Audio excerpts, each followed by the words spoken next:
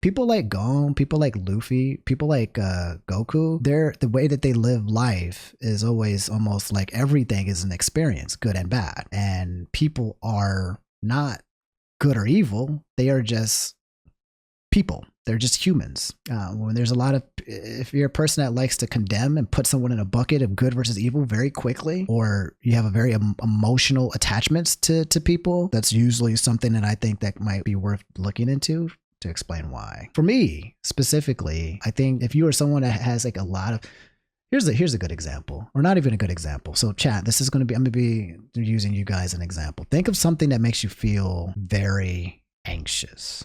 Something very anxious. Just think of it. Think of that. What gets your anxiety rising? What gets that anxiety rising?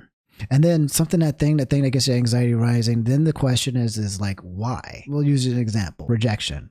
Interesting. So one of the reasons that talking to a person might give anxiety might be because rejection. Maybe you're thinking about how this person is viewing you. Maybe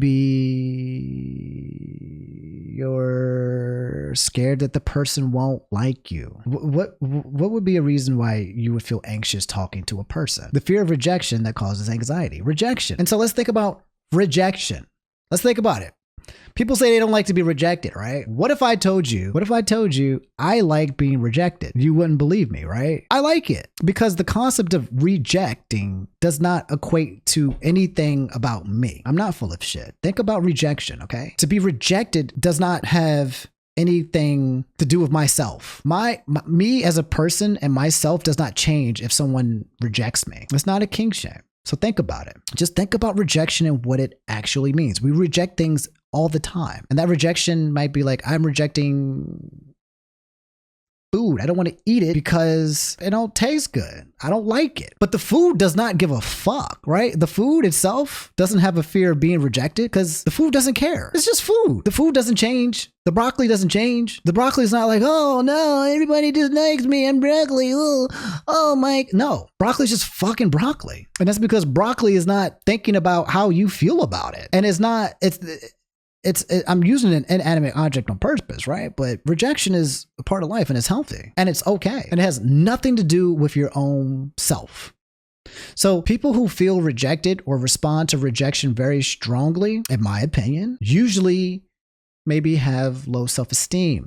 They put value on whether they are accepted or rejected by people because they have a hard time validating that self inwardly. You understand what I'm saying? So that's why for some people, they'll get rejected and they'll fucking go crazy. They'll go crazy. They have no self-esteem. They have no self-worth or very little. And they look for people to kind of just accept them to get it because they can't create it in themselves. And that's why rejection can have very strong impact on some people and no impact, if not positive impact on others. I said this story the other time I was on stream and I was in college. I've been like this for quite a while. I used to date. And when I used to date, I used to play. You know what it is? I used to do salesman stuff. I used to sell books door to door. And when I sold books door to door, I got rejected all the time. 99% of the time, people did not want to buy my books. But then 1% of the time, people come and accept it. So I got used to it. I got used to rejection. And I realized rejection is not like, again, has nothing to do with me. This is just, they just said no. No, thank you. Don't want to do it. Cool. So again, there was this girl. This is advice for you guys out there as well. A lot of girls are afraid of rejecting men because of them not having self-worth or self-energy, and then they get rejected and they blow up. I told this girl, hey, can I buy you a drink? She was like, no, thank you. Or she said, no, I'm good. And I was like, oh, okay. Yeah, I thought she was really pretty, but